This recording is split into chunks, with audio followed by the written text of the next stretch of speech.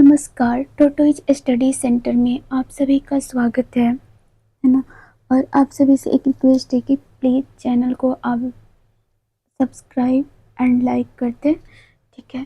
चलिए, हम लोग का सब्जेक्ट है वर्ल्ड ज्योग्राफी और टॉपिक है आप सभी का पृथ्वी की गतियाँ। पृथ्वी की गतियाँ देखेंगे हम लोग।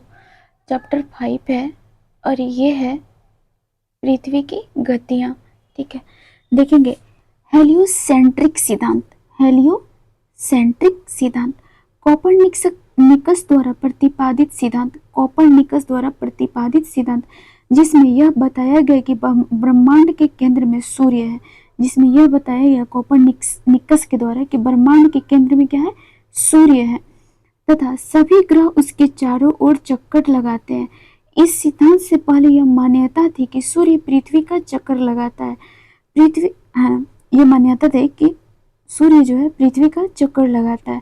पर देखेंगे आगे क्या होता है। देखेंगे पृथ्वी की गति दो प्रकार की है, एक घूर्णन गति, दूसरी आपकी परिक्रमण गति। एक है आपकी घूर्णन गति और दूसरी है परिक्रमण गति। देखेंगे पृथ्वी की घूर्णन गति को। इसमें पृथ्वी का अपने अक्ष पर पश्चिम से पूर्व, पृथ्वी के अपने अक्ष पर कहाँ है, पश्चिम से पूर्व, ठीक है, पश्चिम से पूर्व ऐसे, ठीक है, यहाँ से पश्चिम से पूर्व, पश्चिम से पूर्व की ओर लट्टू की भांति घूमना घूर्णन गति या परिभ्रमण गति कहते हैं।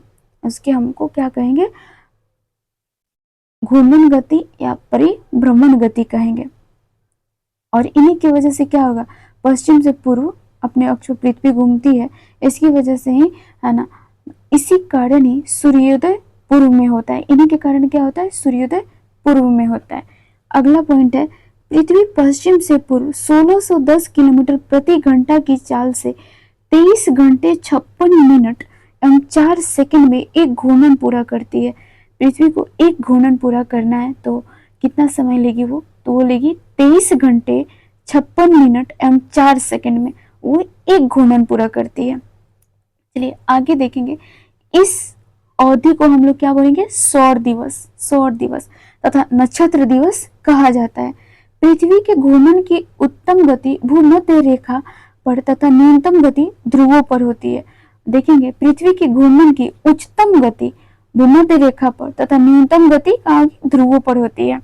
अगला पॉइंट है घूर्णन गति के प्रभाव। घूर्णन गति के प्रभाव, पहला है दिन और रात का होना। पहला है आपको दिन और रात का होना, ठीक है।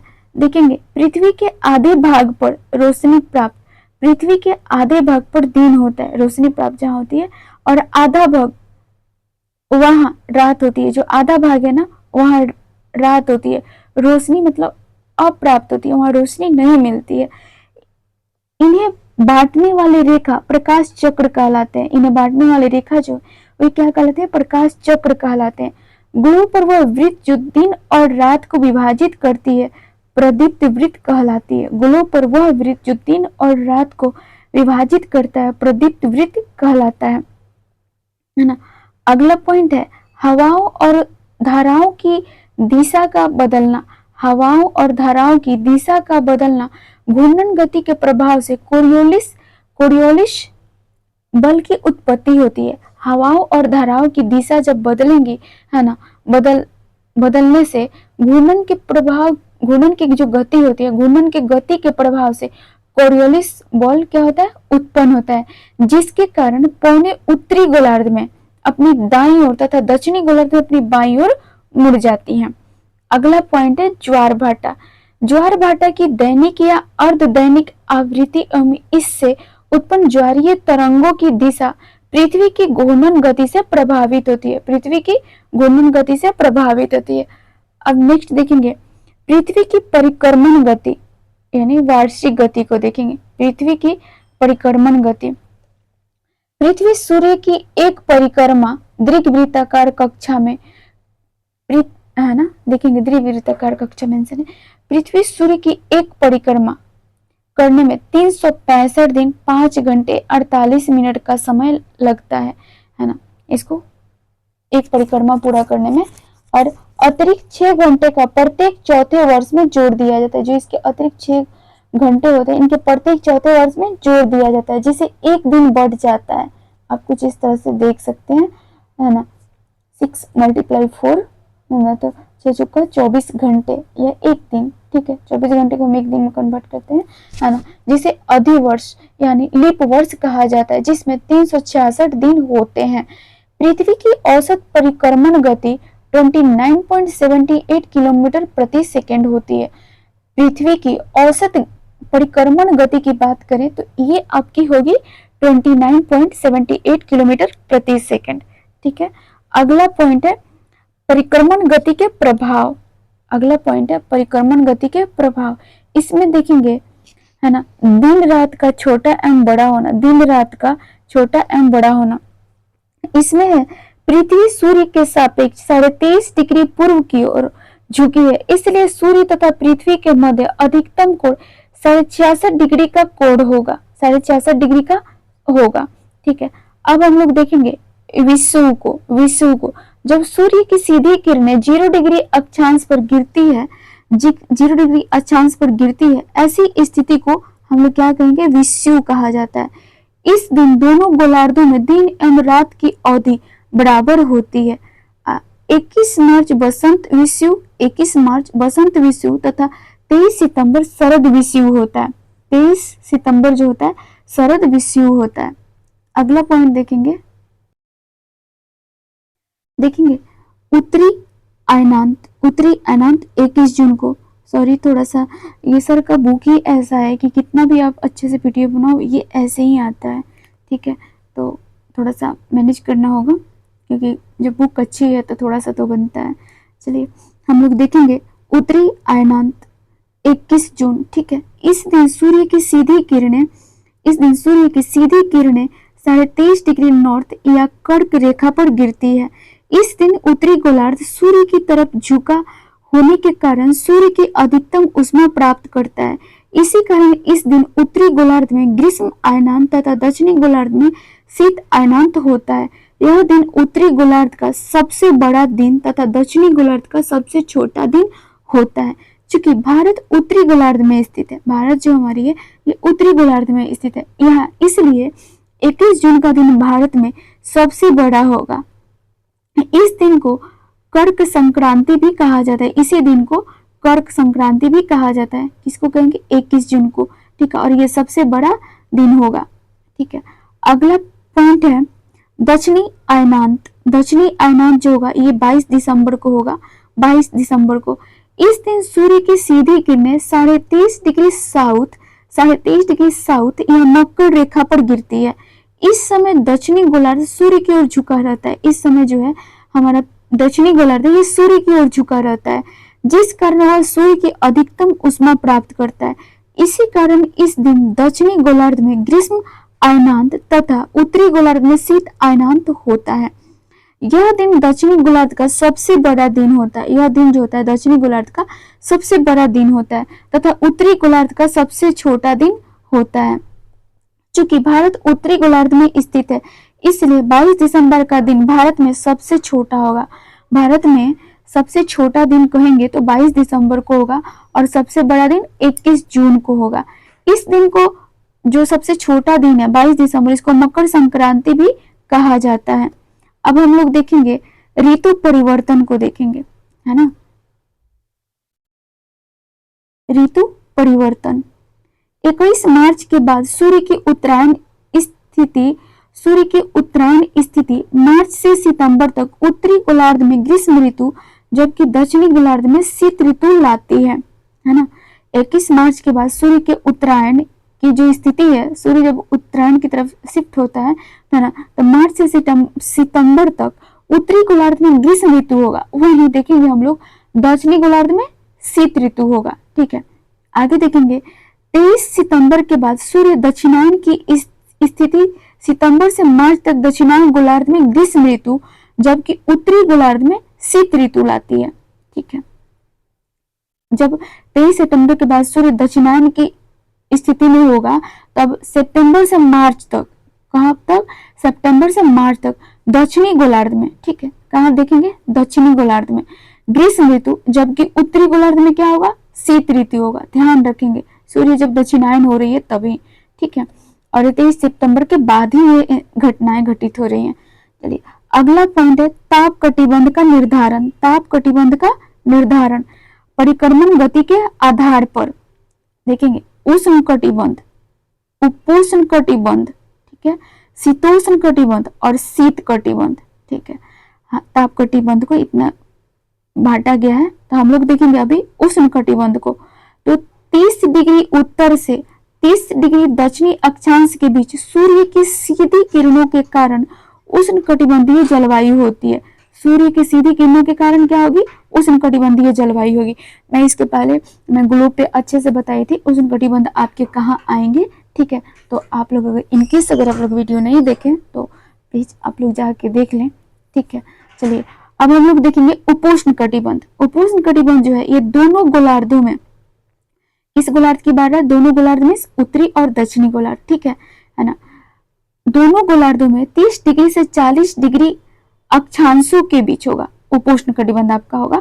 वहीं शीतोष्ण कटिबंध की बात करें तो ये दोनों गोलार्धों में 40 डिग्री से 60 डिग्री अक्षांशों के बीच होगा।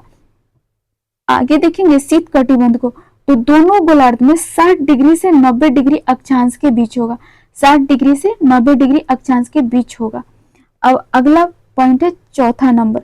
चौथा को देखेंगे, इसमें कह रहा है अपसौर या उपसौर की स्थिति। अपसौर या उपसौर की स्थिति पृथ्वी की परिक्रमण अवधि के दौरान, पृथ्वी के परिक्रमण अवधि के दौरान हम देखेंगे तो उपसौर इसमें पेरिहेलियन आएगा, पेरिहीलियन आएगा। वहीं अपसौर आएगा, एपीहीलियन आएगा, ठीक है।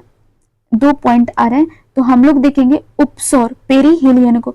सूर्य तथा पृथ्वी के बीच निकटतम दूरी, यह स्थिति सामान्यतः 3 जनवरी को होती है ना। ये स्थिति हम लोग कब देखेंगे, तो 3 जनवरी को देखेंगे। चलिए अब हम लोग अपसौर एपीहीलियन को देखेंगे। सूर्य तथा पृथ्वी के बीच अधिकतम दूरी, यह स्थिति सामान्यतः 4 जुलाई को होगी। यह स्थिति जो होगी 4 जुलाई को होगी। अगला पॉइंट है एप्साइड रेखा। एप्साइड रेखा ऐसी काल्पनिक रेखा जो उपसौरिक एवं अपसौरिक मिलाते हुए सूर्य के केंद्र से गुजरते हैं, सूर्य के केंद्र से गुजरते हैं। सीजीगी, अब देखेंगे अगला पॉइंट सीजीगी। यह काल्पनिक रेखा जिसके सहारे सूर्य, चंद्रमा, पृथ्वी या सूर्य, पृथ्वी एवं चंद्रमा एक सीध में हो, सीजीगी कहलाता है, सीजीगी कहलाता है, ठीक है। देखेंगे पॉइंट इनके, तो ये है आपके युति। सीजीगी के पॉइंट है युति और वियुति। वियुति, युति को देखेंगे जब सूर्य, चंद्रमा, पृथ्वी एक सीधी रेखा में हो। जब सूर्य, चंद्रमा, पृथ्वी एक सीधी रेखा में हो, यह सदैव अमावस्या की तथा सूर्य ग्रहण की स्थिति होती है। यह स्थिति किसे बोलेंगे, अमावस्या तथा सूर्य ग्रहण की स्थिति होती है। वहीं देखेंगे वियुति, जब सूर्य, पृथ्वी एवं चंद्रमा एक सीधी रेखा में हो, सूर्य, पृथ्वी और चंद्रमा एक सीधी रेखा में हो, यह सदैव पूर्णिमा को तथा चंद्र ग्रहण की स्थिति होती है, ठीक है। अगला पॉइंट है बेली के मोतियों का निरीक्षण पूर्ण सूर्य ग्रहण के समय किया जा सकता है। बेली के मोतियों का निरीक्षण पूर्ण सूर्य ग्रहण के समय किया जा सकता है। यह प्रभाव सूर्य ग्रहण के समय परिलक्षित होता है ना। जैसे बॉक्स में दिया है हीरे की अंगूठी, हीरे की अंगूठी। अब हम लोग का अगला चैप्टर है पृथ्वी का भौगोलिक इतिहास। पृथ्वी का भौगोलिक इतिहास, चलिए हम लोग देखेंगे इसमें पृथ्वी का भौगोलिक इतिहास। हमारी पृथ्वी की आयु 4.6 अरब वर्ष है। हमारी जो पृथ्वी है इनकी आयु 4.6 अरब वर्ष मानी गई है। उक्त आयु को यूरेनियम निर्धारण द्वारा उल्का पिंडों एवं चंद्रमा के चट्टानों के विश्लेषण एवं परीक्षण से ज्ञात किया जाता है, ठीक है। कैसे ज्ञात किया जाता है, तो उल्का पिंडों एवं चंद्रमा के चट्टानों के विश्लेषण एवं परीक्षण से, ठीक है। अगला पॉइंट देखेंगे पृथ्वी के इतिहास के कालखंडों में विभाजन। पृथ्वी के इतिहास के कालखंडों में विभाजन, तो हम देखेंगे महाकल्प, यह सामान्यतः सबसे बड़ा कालखंड होता है। महाकल्प जो होते हैं ये सबसे बड़ा कालखंड होते हैं। अब हम लोग बात करेंगे युग की, है ना, युग की बात करेंगे। महाकल्पों को पुनः युगों में विभाजित किया गया है, जिन्हें क्रमशः प्रथम, द्वितीय, तृतीय एवं चतुर्थ युग कहा जाता है। ठीक है, चलिए अगला है थर्ड, शक या कल्प। शक या कल्प, प्रत्येक युग को छोटे छोटे शकों अथवा कल्पों में विभाजित किया गया है। प्रत्येक युग को जो है छोटे छोटे शकों अथवा कल्पों में विभाजित किया गया है। अगला पॉइंट है पृथ्वी के भूगर्भिक इतिहास से संबंधित प्रमुख तथ्य। पृथ्वी के भूगर्भिक इतिहास से संबंधित प्रमुख तथ्य, ध्यान रखेंगे, बहुत इंपॉर्टेंट पॉइंट प्रारंभ होने वाला है। तो देखेंगे आद महाकल्प। आद महाकल्प, इसे दो कल्पों में विभाजित किया गया है। जैसे पहला है आपका आर्कियन या एजोइक। आर्कियन या एजोइक, इसमें जीवाश्म रहित चट्टानों में ग्रेनाइट में इसकी प्रधानता थी। इसमें देखेंगे हम लोग तो जीवाश्म रहित यानी जीवाश्म नहीं थे, जो चट्टान थे ना वो जीवाश्म रहित थे, यानी उसमें जीवाश्म नहीं थे। ग्रेनाइट में इसकी प्रधानता थी, जिसमें लोहा सोना पाया गया। जिसमें क्या पाया गया? लोहा सोना। अब हम लोग देखेंगे प्री कैम्ब्रियन काल को, तो इसमें देखेंगे रीढ़ विहीन जीवों का प्रादुर्भाव, यानी सागरीय भाग में है ना, रीढ़ विहीन जीवों का प्रादुर्भाव, अरावली धारवाड़ क्रम की चट्टानों का निर्माण है ना देखने को मिलेगा प्री कैम्ब्रियन युग में, है ना, काल में, है ना। देखेंगे फिर से एक बार, रीढ़ विहीन जीवों का प्रादुर्भाव हुआ, आगमन हुआ मतलब, ठीक है, और फिर अरावली धारवाड़ क्रम की चट्टानों का निर्माण हुआ प्री कैम्ब्रियन एज में, ध्यान रखेंगे। ठीक है, अब हम लोग का सेकेंड प्रारंभ होता है पुराजीवी महाकल्प। पुराजीवी महाकल्प या प्राथमिक युग या पैलोजोइक। इसके 6 कल्प या शक है। इसके जो है 6 कल्प या शक है। देखेंगे कैम्ब्रियन कल्प, स्थलीय समुद्र वनस्पति जीवों की उत्पत्ति। स्थलीय समुद्र वनस्पति और जीवों की उत्पत्ति इसमें देखा गया, और ये जीवाश्म सहित और सादी चट्टानों विंध्याचल पर्वतमाला का विकास, है ना, कैम्ब्रियन काल में आप लोग देख सकते हैं। चलिए अब हम लोग देखेंगे ओडोविशियन कल्प। ओडोविशियन कल्प, स्थल भाग जीवविहीन। स्थल भाग जो था इसमें जीवविहीन था। वहीं देखेंगे सिलूरियन कल्प। सिलूरियन कल्प में स्थलीय जीव रीढ़ युक्त थे। स्थलीय जो जीव थे उनमें रीढ़ था, है ना। स्थलीय जीव का प्रादुर्भाव या अल्पेशियन, अल्पेशियन भी है, देखेंगे यहाँ अल्पेशियन स्कॉटलैंड स्कैंडिनेविया पर्वतों का निर्माण हुआ। ध्यान देंगे सिलूरियन कल्प में स्थलीय जीव का प्रादुर्भाव हुआ, जो रीढ़ युक्त थे, उनकी बॉडी में रीढ़ थे, ठीक है ना, या अपलेशियन, इसको प्रादुर्भाव या अपलेशियन कह सकते हैं। ठीक है, अब देखेंगे स्कॉटलैंड स्कैंडिनेविया पर्वतों का निर्माण हुआ। कब हुआ? सिलूरियन कल्प में। अगला पॉइंट है डिवोनियस कल्प, मत्स्य युग। मत्स्य युग किसे बोलेंगे? डिवोनियस कल्प को, है ना। तो उभयचर जीवों की उत्पत्ति यहाँ देखने को मिल रही है, उभयचर जीवों की उत्पत्ति। अगला पॉइंट है कार्बोनिफेरस कल्प। कार्बोनिफेरस कल्प, बड़े वृक्षों का यहाँ निर्माण देखा गया। भ्रंशों में पेड़ों के दबने के कारण गोंडवाना क्रम की चट्टानों का निर्माण हुआ। कार्बोनिफेरस कल्प में, काल में ही, यानी कल्प में गोंडवाना क्रम की चट्टानों का निर्माण देखने को मिल रहा है। ठीक है, अब हम लोग देखेंगे पर्मियन कल्प को। पर्मियन कल्प, इसमें 6 लाख फॉरेस्ट देखने को मिलेंगे। 6 लाख फॉरेस्ट, वास जेटन जैसे भ्रंशोत्थ पर्वतों का निर्माण, वास जेटन जैसे भ्रंशोत्थ पर्वतों का निर्माण, या एस्पेनिस मेसेटा अल्टाई तियंसान एवं अल्पेशियन पर्वत के कुछ भागों का निर्माण देखा गया। आगे देखेंगे हम लोग, ये आपके मध्यजीवीय महाकल्प। मध्यजीवीय महाकल्प द्वितीय युग। इस महाकल्प को 3 कल्पों में बांटा गया है। इस महाकल्प को 3 कल्पों में बांटा गया है। तो पहले है आपके ट्रियासिक कल्प, ट्रियासिक कल्प। दूसरे है आपको जुरैसिक कल्प। थर्ड है आपके क्रीटेशियस कल्प, क्रीटेशियस कल्प। देखेंगे ट्रियासिक कल्प को, इसे रेंगने वाले जीवों का, एक मिनट मैं बुक में देखती हूँ, हाँ सॉरी, रेंगने वाले जीवों का काल कहा जाता है। इसे रेंगने वाले जीवों का काल कहा जाता है। इस कल्प के अंत में गोंडवाना महाद्वीप छिन्न भिन्न होकर बिखर गया। ठीक है, ये कब हुआ था, है ना, इस कल्प में देखने को मिल रहा है, जिससे ऑस्ट्रेलिया, दक्षिणी भारत, दक्षिणी और मध्य अफ्रीका तथा दक्षिणी अमेरिका के ठोस अतल खंडों का निर्माण हुआ। कहाँ, ट्रियासिक कल्प में। ठीक है, अब हम देखेंगे जुरासिक कल्प। जलचर, थलचर तथा नभचर तीनों प्रकार के जीवों का विकास जुरासिक काल में माना जाता है। जैसे देखेंगे डायनासोर की उत्पत्ति। अगला है क्रिटेशियस कल्प। रॉकी